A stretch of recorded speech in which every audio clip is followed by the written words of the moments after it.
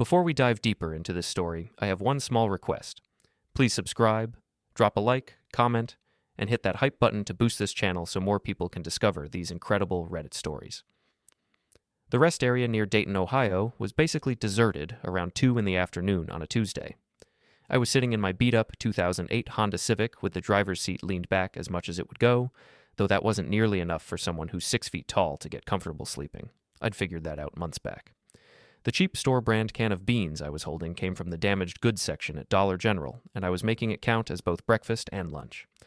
My phone started vibrating on the dashboard.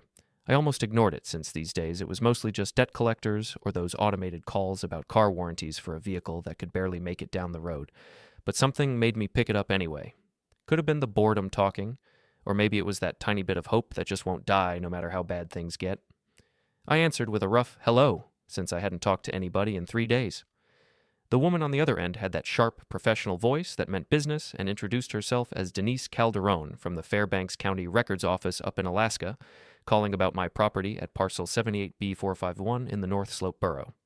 I actually let out this bitter laugh that made my throat hurt and told her she had the wrong guy since I didn't own any property and technically didn't even own the car I was sitting in since the bank was just being slow about repossessing it. She told me their records showed I'd owned 340 acres there since 1998, inherited from Virgil Hullbrook when he passed away. That name hit me like a bucket of ice water. Uncle Virgil was my dad's older brother, and I'd only met him once when I was about 7 years old. He'd shown up at our house in Columbus driving this truck that was basically held together by rust and pure determination, stayed for a couple days, then disappeared back to Alaska. I remembered him being tall and quiet, with these leathery hands and eyes that never really focused on anything for too long. Then she informed me I currently owed $47,000 in back property taxes, and if I didn't pay by Friday, the property would go to public auction. I looked at the $17 in my wallet spread out on the passenger seat next to some toilet paper I'd grabbed from a gas station bathroom and told her she might as well be asking for $47 million. There was this pause while I heard papers shuffling. Then Denise came back sounding different, more urgent and lower, asking if I knew Proto Oil Corporation had been trying to reach me for the past 3 years. I told her I'd never heard of them, and she asked about Northern Reserve Energy and Apex Petroleum. I explained I'd been living in my car for 6 months and nobody had been trying to contact me about anything except overdue bills. She said these companies had been looking for me about the mineral rights to my uncle's land, that they'd hired private investigators and sent certified letters to 17 different addresses. My hands started shaking as I asked why oil companies would care about some frozen dirt in Alaska. She said geological surveys done 3 years ago showed significant oil deposits under my property, and the mineral rights alone were worth about $18 to $20 million, conservative estimate. The can of beans slipped right out of my hand and hit the floor mat with this dull thud, sauce going everywhere, including my last clean pair of shoes. I couldn't move or breathe or even blink.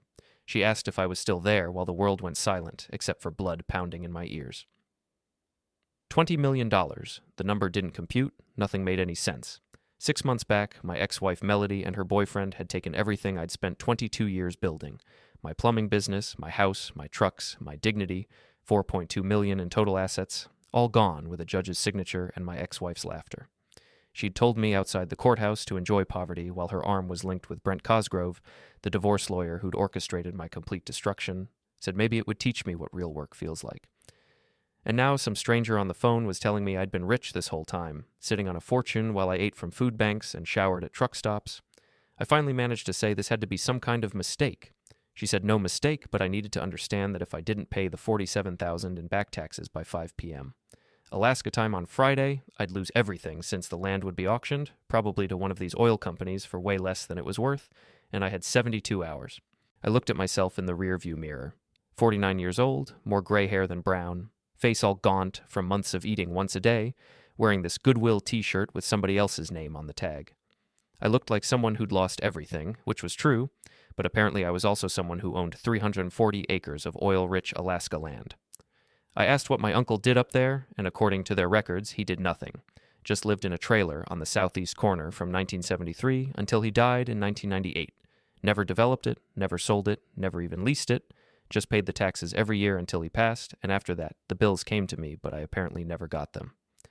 I thought back to 1998 when I was 23 and had just started Hullbrook plumbing services with one van and way more ambition than sense, and mail got forwarded and lost and ignored in all the chaos of building a business and starting a family, so some legal notice about worthless Alaska tundra wouldn't have seemed important. I told Denise I needed her to understand I had $17 to my name, that I couldn't pay $47,000 by Friday or next year. She said I needed to find someone who could, because at 5:01 p.m. Alaska time on Friday, I'd go from potentially having $20 million to having nothing again. That word again hung between us like she knew my story, like she understood what it meant to lose everything twice. I asked if she could send documentation and proof of all this, and she said she was emailing everything to the address they had on file right then, which was my Gmail account, the one thing I'd managed to keep since it was free. She asked if she could speak frankly, and when I said sure, she told me she'd worked in that office for 15 years and had never made a call like this, that usually it was just standard notices about small parcels worth maybe a few thousand. But my uncle's land with those mineral rights and 3 major oil companies circling like sharks was life-changing money. She said to find a way to pay those taxes, to beg, borrow, sell blood if I had to, because opportunities like this don't come twice. She was wrong about that last part, though. This was my second chance, since the first had been building my business from nothing into an empire. But that empire was built on trust in the wrong person and crumbled in 8 months of legal proceedings. This was different. This was Uncle Virgil, someone I barely knew, reaching out from the grave with what was basically a winning lottery ticket he'd been holding for 25 years. I thanked Denise and really meant it. She wished me luck and said I was going to need it. After the call ended, I sat in the silence of my car surrounded by everything I owned. 2 changes of clothes, a sleeping bag, a camp stove that didn't work, and $17. Outside, regular people with regular lives drove past on their way to regular homes with no idea that the homeless-looking guy in the beat-up Civic had just been told he was worth $20 million if he could find $47,000 in 3 days. I picked up that can of beans from the floor, wiped off the sauce with a gas station napkin, and took a bite. They tasted exactly the same as they had 5 minutes ago before I was a millionaire, because that's what I technically was now, a millionaire who couldn't afford a hot meal. The irony was so perfect it actually hurt. Melody and Brent had destroyed me to take $4 million while they were celebrating their victory, and I'd been sitting on $20 million the entire time, hidden under Alaska permafrost and decades of unpaid tax bills. I thought about Uncle Virgil, that quiet guy with the weathered hands, and wondered if he'd known, if he'd deliberately kept that land untouched, waiting for the right moment, or if this was just cosmic luck, the universe's way of balancing the scales. It didn't matter, though. What mattered was $47,000 and 72 hours. I started the Civic with the engine coughing before catching and pulled out my phone to check the email from Denise. All the documents were there. Legal proof that Thomas James Hullbrook owned 340 acres of Alaska land, geological surveys showing oil deposits, letters from petroleum companies with offers that made my eyes water. $20 million, but first I needed $47,000.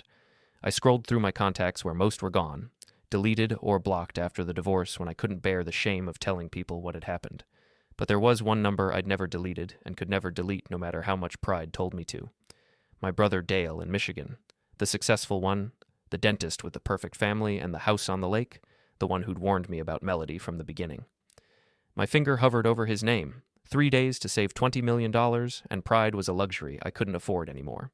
I made the call that would change everything. 22 years before that phone call, I'd started Hullbrook Plumbing Services with $800, a used van that burned oil, and a toolbox my dad left me when he died. I was 27 years old, married 2 years to Melody, and determined to build something that would last. That first year nearly killed me. I worked 7 days a week, taking any job that paid, unclogging toilets at 2 a.m, replacing water heaters in basements that flooded while I worked, fixing burst pipes in the dead of Ohio winters. Melody worked as a dental hygienist back then, bringing in steady money while I built our future one service call at a time. She'd tell me I smelled like sewage when I came home after midnight, but she'd say it while heating up dinner she'd kept warm, and back then it sounded like love. By year 5, I had 3 employees, and by year 10, I had 12. Hullbrook Plumbing Services became the name businesses trusted in Columbus.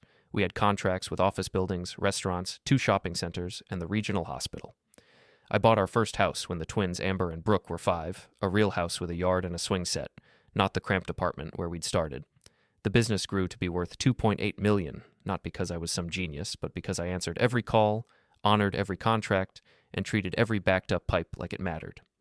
The house in Upper Arlington was worth $850,000, decorated exactly how Melody wanted it. She'd quit working when the girls started school, said she wanted to focus on being a mother, and I never questioned it. Why would I? We were building a life together, Our days had this rhythm where I'd leave at 5 in the morning, kiss Melody while she slept, and head to the shop. She'd get the girls ready for school, manage the house, handle our social calendar. She joined the country club, started playing tennis, made friends with other wives whose husbands owned businesses. I was glad she was happy. All those early mornings and late nights meant something because my family was thriving. The twins were smart like their mother and ambitious like me. Amber wanted to be a doctor, and Brooke was interested in engineering. We saved for their college from the day they were born for Ohio State for both of them with no student loans and no financial stress. That was the dream I worked for. Melody started her Thursday book club when the girls were in high school, said it was just us girls discussing literature and that I wouldn't be interested since it was too much feelings talk. She was right. I preferred blueprints to book discussions. Then came the legal seminars where she said she wanted to understand business better to be more help to me, and I was touched that after 20 years of marriage, she still wanted to be more involved in my work. One night over dinner, Melody suggested we should update our estate planning since the business was worth so much now and we needed to protect the girls' future. She'd found a lawyer, Brent Cosgrove, through her tennis club who came highly recommended. Harvard Law, specialized in business structures and asset protection. His office had these leather chairs and dark wood shelves lined with legal books that looked like they'd never been opened. During our first meeting, Brent said I'd built something impressive and we should make sure it was bulletproof legally speaking. He had that easy confidence that comes from never having dirt under your fingernails. The papers he prepared were thick and full of language I didn't understand. Trust structures, asset transfers, tax shelters. Melody had already read everything and had sticky notes marking where I should sign. She said it was just paperwork and that Brent had explained everything to her, that this protected us if someone ever sued the business and kept our personal assets separate. I signed everything. Of course, I signed since this was my wife of 22 years, the mother of my children, the woman who'd eaten ramen noodles with me in a roach-infested apartment while I chased my dream. Why wouldn't I trust her? Brent became a regular presence, stopping by the house to drop off documents, coming to our 4th of July barbecue, bringing expensive wine and complimenting my grilling. He laughed at my jokes, asked about the business, acted like we were friends. He'd stand in my backyard drinking my beer, saying I should teach a business course since going from nothing to millions was the American dream right there. I actually liked him, which is the part that would later burn the worst. I genuinely liked the man who was secretly dismantling my life one legal document at a time. The last normal day was a Monday in March when I kissed Melody goodbye, went to work, solved problems, came home to a house that smelled like pot roast. We watched TV together, talked about Amber's graduate school applications, went to bed at 10 like we had 1,000 times before. Tuesday morning, Russell, my foreman, met me at the shop door with this look that told me something was wrong before he handed me the envelope, said some lawyer-looking guy told him to give it to me immediately since it was urgent. Inside was the end of everything I'd built, but standing there in my work boots and stained uniform holding papers that accused me of crimes against a marriage I cherished, I still didn't understand what was really happening. I thought it was a mistake that could be fixed with conversation and truth. I was wrong. The divorce papers were 63 pages of lies wrapped in legal language. Emotional abuse, financial manipulation, hidden assets, domestic neglect. Every accusation precisely crafted to destroy not just my marriage, but my character. My hands shook as I read terms I'd never said, incidents that never happened, a version of me that existed only in those typed pages. I drove straight home, breaking every speed limit, and the house was quiet when I burst through the door, too quiet. Then I saw them in the kitchen. Melody sat at our breakfast table, the one where our daughters had eaten cereal for 18 years, and Brent Cosgrove sat beside her with his hand covering hers and his wedding ring catching the morning light. Melody said hello calmly, like I'd just come home from a normal day at work. I held up the papers asking what this was, and she said it was the end of pretending, that we should sit down and discuss this like adults. I stayed standing and asked how long. Brent started to speak, but I cut him off, saying I wasn't talking to him, then asked Melody again how long. She said 18 months, lifting her chin with something like pride, that Brent helped her understand what she was really worth and what she deserved, and our daughters knew since they'd been told last week, and they understood. They saw how I'd prioritized work over family for 20 years. That was the first knife. The twins, my reasons for everything, had known for a week while I'd been going to work planning their futures completely oblivious. I told Brent to get out of my house, but he stood slowly saying actually it was Melody's house and had been for 6 months since I'd signed the papers for asset protection. The second knife, those papers I'd signed without reading, trusting my wife's sticky notes and reassurances, I'd signed away my own home. I said the business was mine, but Brent pulled out his phone, showing me documents saying 51% belonged to Melody since I'd made her majority owner last year for tax purposes, and my signature was right there. The third knife and the deepest, my business built from nothing, wasn't mine anymore. I said to Melody that she'd planned this, every document and every signature. She corrected me, saying she'd planned her freedom, 22 years of watching me come home filthy, pretending to be proud of me, pretending my little plumbing empire meant something. She said the women at the club called me Tom the Toilet Man, and she had to smile and defend me. She snapped that I'd built it for my ego while I was really just a glorified janitor, and Brent had shown her what actual success looks like. I looked at Brent then, really looked at him. His suit cost more than most people's monthly rent. His watch was a Rolex. His smile was the satisfied smirk of someone who'd already won. I said he was her lawyer, and this was malpractice and conflict of interest. He said carefully that he was her lawyer for the divorce proceedings, and their personal relationship was separate, that they'd been very careful about documentation, and everything would hold up in court. I hired Lawrence Padette that afternoon, a decent attorney recommended by my accountant. Lawrence reviewed everything, and his face went pale. He said these documents I'd signed were ironclad, that I'd transferred majority ownership of everything to Melody over the past 2 years. I said I didn't know what I was signing, but he said that wasn't a legal defense since I was a successful businessman, and no judge would believe I'd signed documents without understanding them. The divorce proceedings lasted 8 months, and every court appearance was a masterclass in legal destruction. Melody's attorney, not Brent officially but his partner at the firm, presented me as a tyrant who'd hidden assets, manipulated finances, and emotionally terrorized my family. They brought in a forensic accountant who discovered discrepancies in the business books, money that had supposedly vanished. Of course it was fabrication, but it looked legitimate on paper.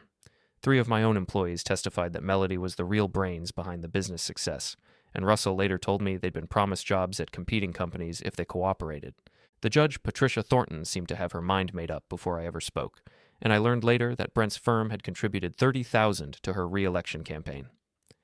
Amber and Brooke wouldn't answer my calls since Melody had shown them evidence of affairs that never happened and secret credit cards that didn't exist. She'd convinced them their college funds, which I'd protected in separate accounts, were actually money I'd stolen from their mother.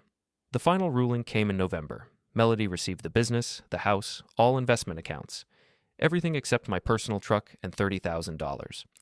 The judge called it equitable distribution based on the respondent's pattern of financial abuse. I stood in the courtroom as the decision was read, watching my life's work get handed to a woman who now looked at me with pure contempt, and her boyfriend who'd orchestrated the whole theft. Outside the courthouse, they were waiting. Melody said loud enough for passing strangers to hear that I should have treated her better, all those years of playing the big shot while she suffered in silence. I couldn't help but laugh, asking if she meant suffered in an $850,000 house with a country club membership. Brent stepped forward, saying it was over, and I should accept it, that I should enjoy poverty since maybe it would teach me humility. Melody laughed then, a sound I'd never heard from her in 24 years of marriage, saying he was right and poverty suited me better since I always was just a glorified plumber with delusions of grandeur. They walked away together toward Brent's Mercedes, while I stood there with nothing but the keys to a 10-year-old truck and the knowledge that I'd been destroyed by the 2 people I'd trusted most. The business I'd spent 22 years building was gone. The house where my daughters had grown up was gone. $4.2 million in total assets transferred to my ex-wife through papers I'd signed, willingly trusting her love was real. That night, I slept in my truck in a Walmart parking lot, the first night of many. The truck lasted 3 weeks before the repo man found it, and I watched from across the parking lot as they loaded it onto a flatbed, my last connection to the life I'd built. That night, I traded my watch, an anniversary gift from Melody worth $3,000, for a 2008 Honda Civic with 200,000 miles and a heater that only worked on high. The Civic became my home, my office, my entire world compressed into 40 square feet of stained fabric and cracked plastic. I learned the rules of homelessness quickly. Rotate parking spots so security doesn't notice you. Rest stops are safer than streets. Truck stops have showers if you can afford them. The YMCA offers day passes for $10 when you need to feel human again. Pride is expensive when you're poor. For 2 months, I told no one. My brother Dale called twice, but I let it go to voicemail. My mother, 78 and living on Social Security in Florida, didn't need to know her successful son was eating from food banks. The shame was a physical weight heavier than hunger. Day labor became my income, loading trucks at warehouses for $60 cash, painting apartments for slumlords who paid under the table, moving furniture for college kids who didn't make eye contact. At 49, my back screamed through every shift, but complaining was a luxury I couldn't afford. The worst part was seeing my business trucks around Columbus. Hullbrook Plumbing Services, the logo I'd designed myself, now driven by strangers. I watched from my car once as they serviced the Marriott downtown, a contract I'd negotiated 5 years earlier. The new guy was doing it wrong, using the cheap parts I'd never allow, but it wasn't my problem anymore. Melody had kept Russell as foreman for exactly 2 months before replacing him with Brent's cousin, someone who'd never held a wrench but had an MBA. Russell found me at a rest stop one night and handed me $200 through my window, said the business was tanking and she'd lost half the contracts already since she didn't understand that relationships matter more than spreadsheets. I said it wasn't my problem, but we both knew that was a lie. That business had been my child before my actual children were born. Winter in Ohio living in a car is a special kind of hell. The cold seeps through every gap and finds every weakness. I'd run the engine for heat until the gas gauge dropped too low, then burrow into a sleeping bag rated for temperatures it never reached. Some mornings ice formed inside the windshield from my breath. Food became an obsession. The Methodist Church served lunch on Tuesdays, the Salvation Army had dinner Monday, Wednesday, Friday. Food banks required proof of address I didn't have, but some volunteers looked the other way. I learned to make a can of beans last 2 meals, to save packets of crackers from soup kitchens, to ignore the constant gnawing hunger that became my baseline. My daughters never called. I'd sent letters to their dorms at Ohio State explaining my side and begging them to listen, but they came back unopened. Melody had poisoned that well thoroughly. To them I was the villain who'd betrayed their mother, stolen their security, shown my true nature after decades of deception. 6 months into homelessness, I'd forgotten what hope felt like. My phone, kept active through a government assistance program, became just a clock and weather app since no one called anymore and no one needed Tom Hullbrook, former business owner, current nobody.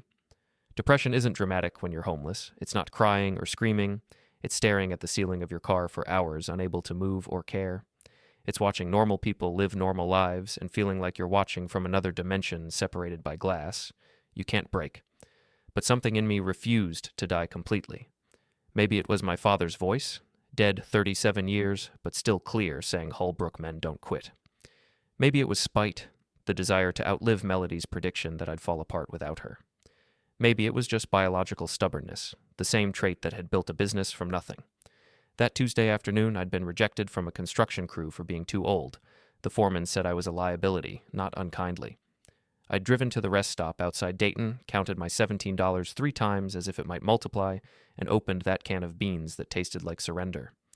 Then the phone rang. Denise Calderon from Alaska talking about property I'd forgotten existed, taxes I'd never known about, and oil companies offering millions for mineral rights to land I'd inherited from an uncle I'd met once, Uncle Virgil.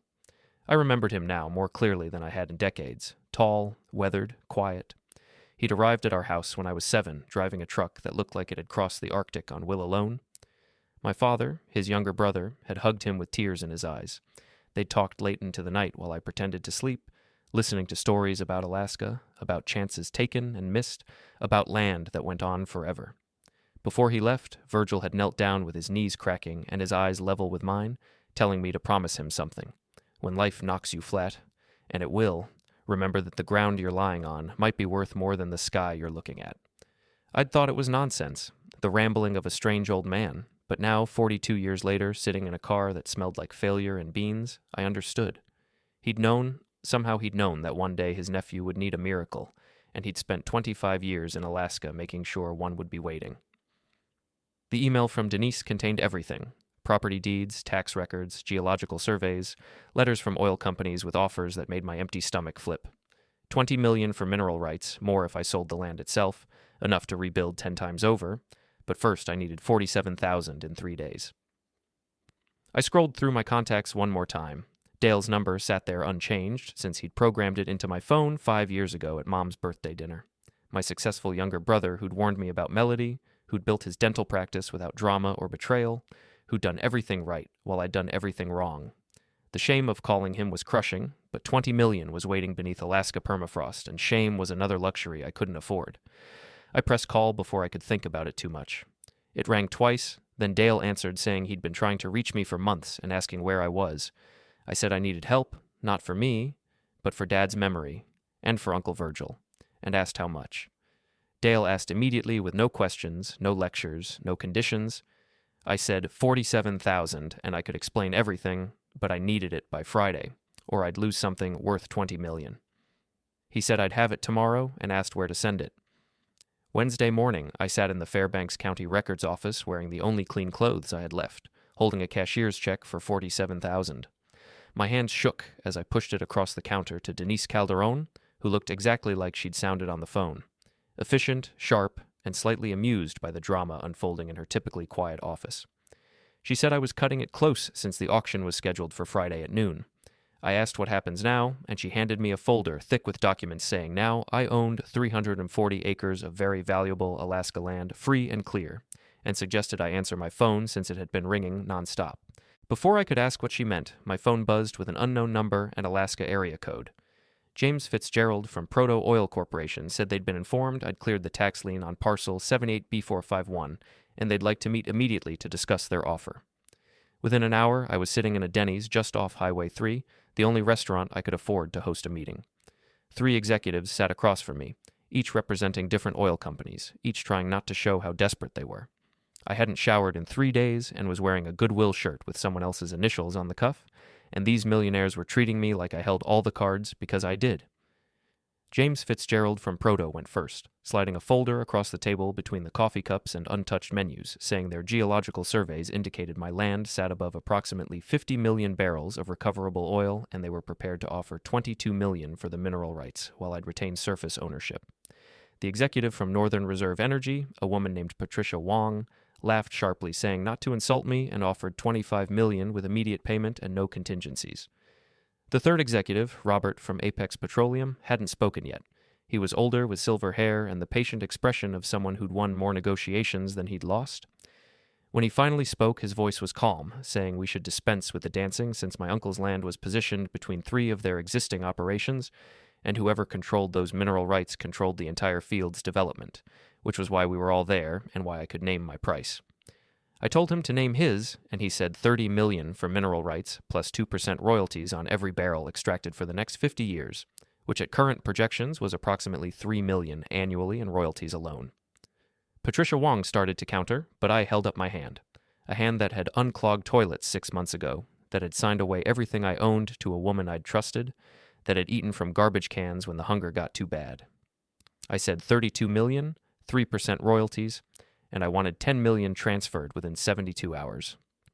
Robert Apex smiled like I'd passed a test and said, done. We signed the initial agreement right there in Denny's between the sticky menus and fluorescent lights while truckers ate pancakes at nearby tables. The most important business deal of my life, worth more than everything I'd lost 7 times over, concluded in a booth with duct-taped seats. Thursday morning, Dale drove up from Michigan, and I was still in the Civic at the rest stop when his BMW pulled alongside. He got out, took one look at how I was living, and pulled me into a hug that broke something inside me I'd been holding together with spite and stubbornness. He asked why I didn't call sooner, and I said it was pride. Stupid, expensive pride. When he asked what this was about Uncle Virgil and $20 million, I showed him everything. The documents, the contracts, the pending transfer confirmation. He read through it all twice, then looked at me with an expression I'd never seen from my successful younger brother. Awe. He said quietly that crazy hermit who lived in a trailer in Alaska had saved me. Friday at 3 p.m., the transfer hit my account. $10 million. The bank called 3 times to verify it wasn't fraud. I sat in my car staring at the number on my phone screen, unable to process that those digits belonged to me.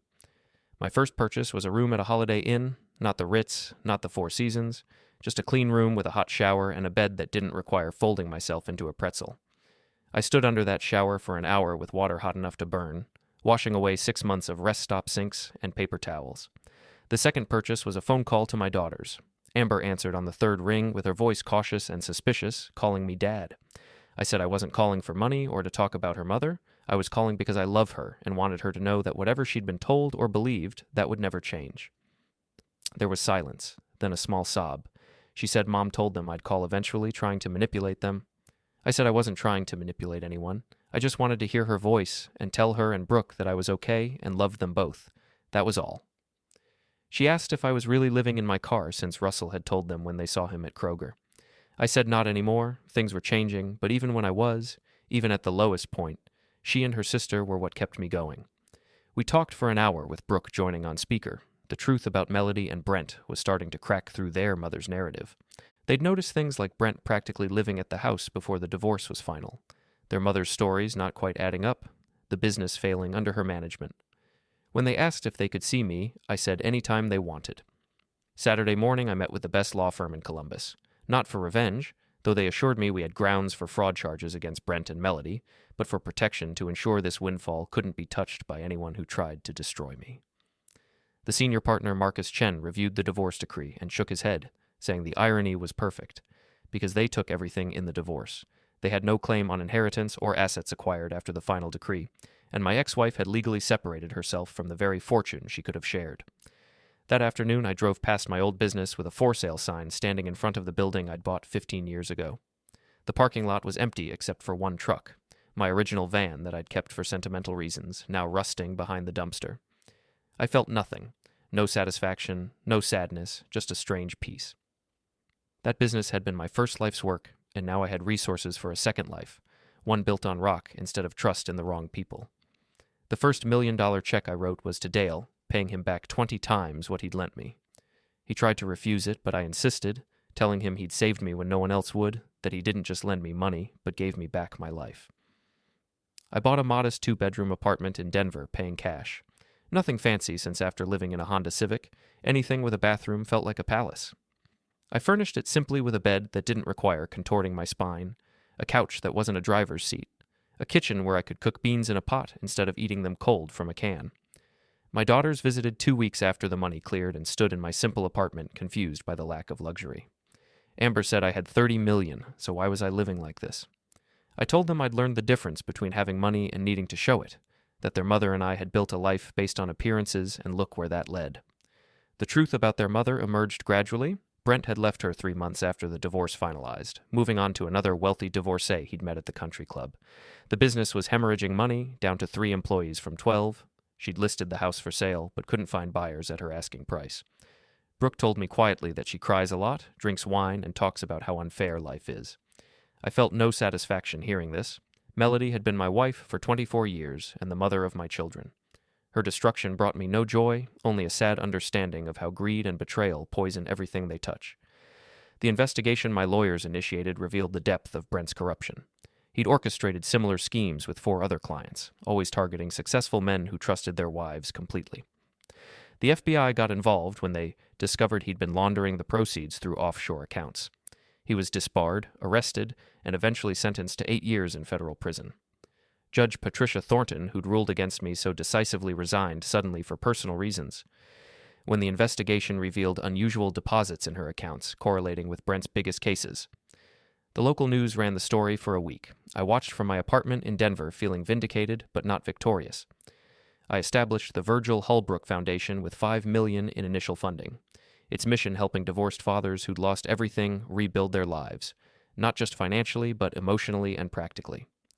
The first recipient was Michael Chen, a plumber from Detroit living in his van with his 2 young sons after his ex-wife's lawyer pulled similar tricks from Brent's playbook. When I handed him the check for $50,000, he asked why I would help a stranger.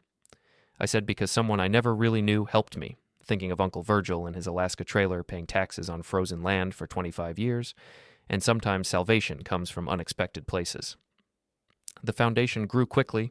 Within a year, we'd helped 43 men transition from homelessness to stability. Each success story healed something in me that Melody's betrayal had broken. Like every person who walked out of my office with a plan and a little bit of hope was stitching up one more rip in my chest. Purpose, it turned out, was worth more than any amount of money I'd ever made crawling under houses or sending invoices, because purpose doesn't disappear when the market shifts or when someone walks away from you. It sticks around when the lights are off and you're alone with your thoughts. I saw Melody one last time 18 months after that phone call from Alaska, long after the lawyers had stopped calling and the bank accounts were finally quiet. I was back in Columbus visiting my daughters, doing something as ordinary as pumping gas at a station off High Street on a gray Saturday afternoon.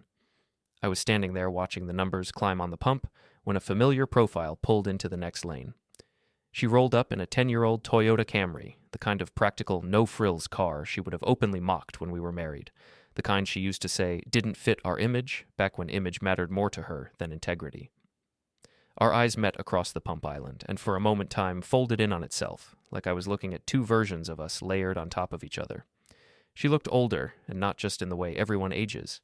There was a tiredness around her eyes, a sag in her shoulders, the kind of quiet defeat I recognized from my own reflection during those 6 months I spent living out of the Civic, talking myself out of giving up. Whatever shine she used to have was gone, replaced by something that looked a lot like regret. She opened her mouth like she was about to speak, maybe to apologize, maybe to ask how I was, maybe to test if the door was still cracked open for help, or money, or just acknowledgement that we'd once shared a life. I'll never know what words were forming on her tongue. Maybe she wanted to explain, maybe she wanted to rewrite history, maybe she just wanted to say my name out loud one more time.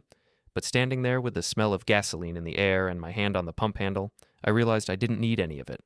I didn't need an apology to validate what I'd lived through. I didn't need her to admit she was wrong for me to know the truth anymore. So I simply finished pumping my gas, clicked the nozzle back into place, screwed on the cap, and got into my truck. A reliable Ford F-150, nothing custom or flashy, just a solid vehicle that starts when I turn the key and gets me where I need to go. Then I put it in gear and drove away. There was nothing left to say. The man who once would have chased closure now understood that sometimes walking away in silence is the healthiest sentence you can speak. My daughters graduated debt-free with their college funds intact despite everything that happened, which still feels like a small miracle every time I think about it. All the scheming, the betrayal, the months of sleeping in that Civic, and somehow their future stayed protected. Amber went to medical school and now sends me photos from the hospital in her scrubs with the kind of tired smile that says she's exhausted but exactly where she's supposed to be. Brooke became an engineer, the kind of person who looks at broken systems and figures out how to make them safer and stronger, which feels fitting considering what we lived through. They visit regularly now, flying out to Denver or meeting me halfway when schedules get hectic, bringing boyfriends I try not to terrorize with too much protective father energy. I still give them what I call the gentle eyes with a firm handshake routine, just enough to communicate that I love my daughters fiercely and expect them to be treated with respect. We rebuilt our relationship slowly, honestly, one conversation at a time, without the weight of lies sitting between us like an extra person at the table. There were hard talks, nights when they told me exactly how my collapse had scared them, how they'd wondered if I'd ever find my footing again, and I listened without getting defensive because they deserved that truth as much as I did. Russell bought my old plumbing business for $200,000, a fraction of what it used to be worth, but genuinely all he could scrape together. He came to me with his hat in his hands, explaining that he wanted to keep the name alive but couldn't promise to restore it overnight. I held the note personally, wrote up simple terms, and quietly forgave the debt. After 6 months, once I saw how hard he was working and how seriously he took the responsibility. Watching him rebuild it properly from the ground up reminded me of why I'd started Hullbrook Plumbing Services in the first place, to serve people well, not to impress anyone. Now the company again has contracts all over Columbus, with the trucks rolling out early in the morning like they used to. Sometimes Russell calls for advice about hiring, pricing, or dealing with tough customers, and I'm happy to give it. It feels good to pour experience into someone who honors the work. In my office in Denver, I keep 3 photos on my desk, lined up where I can see them every day.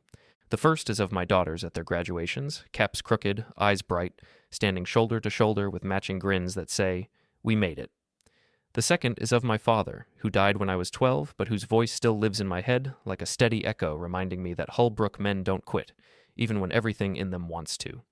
He's in an old work shirt, grease on his hands, standing next to a busted water heater we'd wrestled into place together, and every time I look at it, I remember that love often looks like showing up tired and doing the job anyway.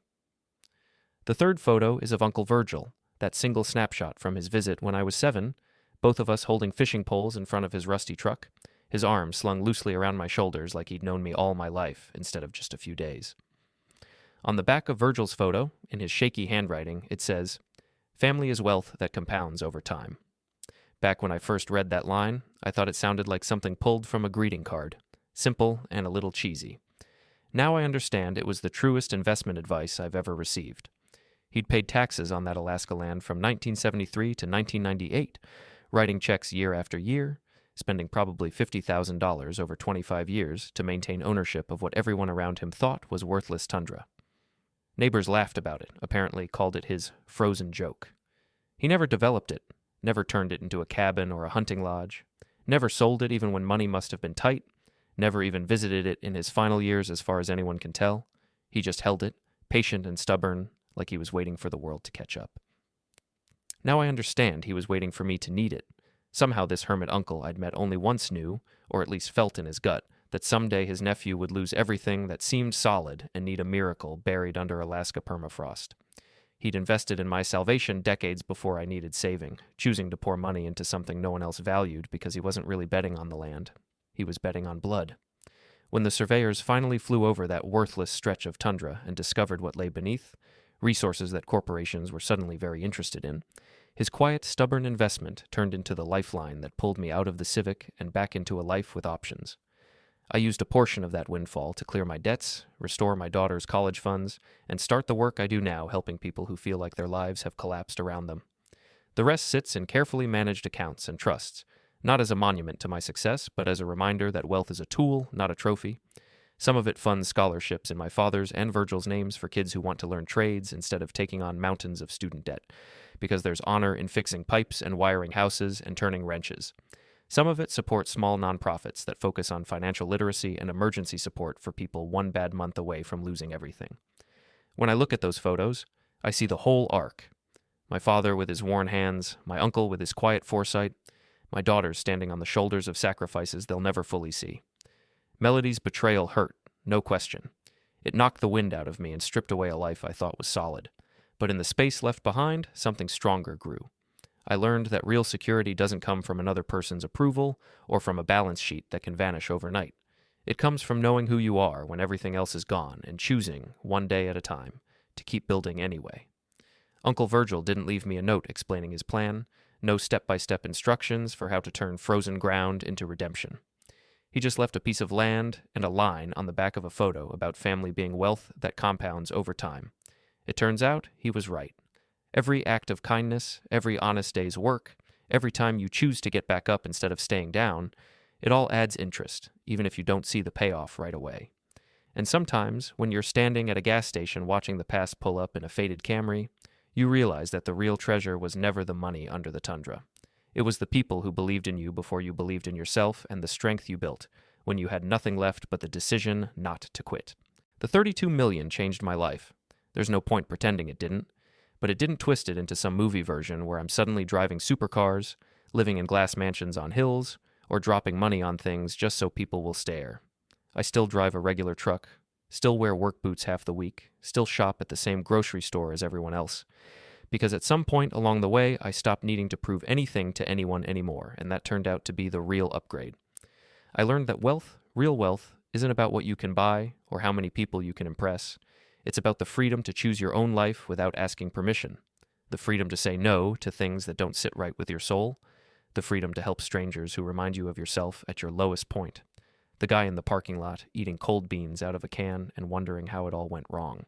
It's the freedom to forgive without forgetting, to let go of the poison without erasing the lessons, the freedom to rebuild without revenge being the engines that drives you forward.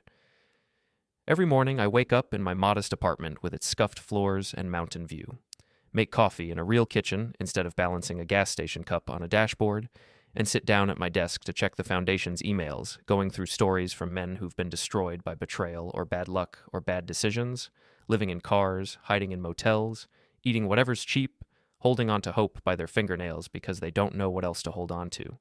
Some of them are recent widowers blindsided by secret debts, some are guys whose spouses drained accounts and disappeared, some are small business owners crushed by medical bills or partner fraud, but they all have the same sound in their words, that quiet mix of shame and stubbornness I recognize because I spoke it fluently for a while.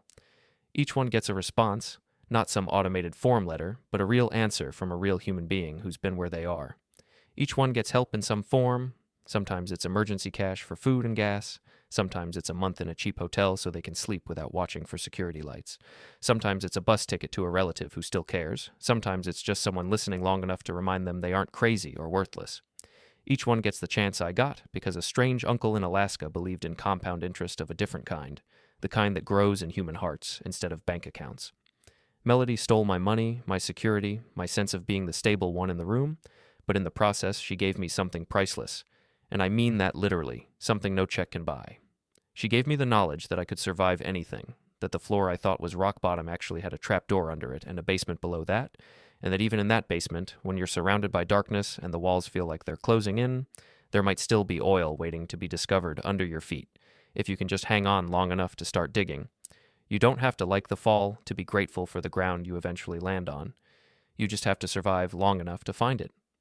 The $47,000 in back taxes I paid on that Alaska property, the bill that made me sick to my stomach when I first saw it, because it felt like one more cruel joke, turned out to be the ticket that opened the door to everything that followed. I had the receipt framed, and it hangs in my office now, right above my desk, with a simple inscription written underneath, "The best investment I never knew I made." It's a reminder that sometimes what looks like a penalty is actually a seed. Sometimes the thing you resent paying for is quietly securing your future in ways you can't see yet. Uncle Virgil died alone in a trailer in Alaska, probably eating beans from a can the same way I did in that Civic, maybe watching the same kind of late-night reruns, maybe listening to the same hum of the heater and the wind, but he died knowing he'd left more than land to his nephew. He'd left a blueprint without instructions, a lesson about patience, about playing the long game when everyone around you is obsessed with quick wins. He taught me, without ever sitting down and saying the words, that family wealth isn't always measured in dollars or square footage or what shows up on a financial statement. Sometimes it's measured in the determination to help each other across decades and distances, in the willingness to quietly keep paying on something everyone else thinks is pointless because you know in your bones it matters to someone you love, even if they don't know it yet.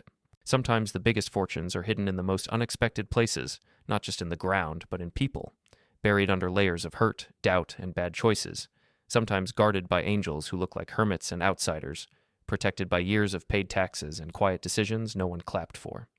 Sometimes your miracle doesn't show up with a spotlight and a theme song. Sometimes it looks like a yellowed deed in a box, a note on the back of a photo, a memory of a man who smelled like tobacco and engine grease and told you once that family is wealth that compounds over time. Sometimes you have to lose everything to find what was always yours, not just money or property, but your backbone, your faith in yourself, your understanding that you are stronger than the worst thing that happened to you. Sometimes salvation comes from Alaska, from an uncle you met once who saw something in you, from land you never knew existed and never would have claimed if life hadn't pushed you to the edge. Sometimes it comes from a cop who decides to run one extra check, from a lawyer who doesn't give up, from a stranger who donates $20 to a foundation because your story reminded them of their brother or their dad. Sometimes it comes exactly when you need it most, not a day sooner because you wouldn't have recognized it, and not a day later because you wouldn't have survived without it. If this story resonated with you, if any part of it sounded like something from your life, if you've ever faced betrayal or loss or sat in a dark parking lot wondering if anyone would even notice if you disappeared, or if you've ever found hope in a place that looked empty, I'd genuinely love to hear about it in the comments below. You don't have to write a novel. Just share what you're comfortable with, because your story might be the encouragement some other person needs at 3 a.m. when they're scrolling and trying not to give up. Like this video, if it touched your heart or gave you a little more strength for the road you're on, share it with someone who needs to hear that rock bottom isn't the end of the line, that it can sometimes be the foundation for something new, and subscribe to the channel for more stories of resilience, redemption, and the strange, sometimes funny, sometimes painful ways life quietly balances its scales when we least expect it. Remember, your miracle might be waiting where you least expect it, buried under paperwork you're scared to open, hidden in the kindness of a stranger, tucked away in choices someone made for you years ago out of love you didn't even know was there. Thank you for listening to my story, for giving me your time and attention when you could have been watching 100 other things. And whatever your situation is right now, remember this: your value isn't defined by what you've lost, who left, or what someone else thinks you deserve. Your value was already there before any of that happened, and it's still there now, waiting for you to believe in it as much as someone in your story already does.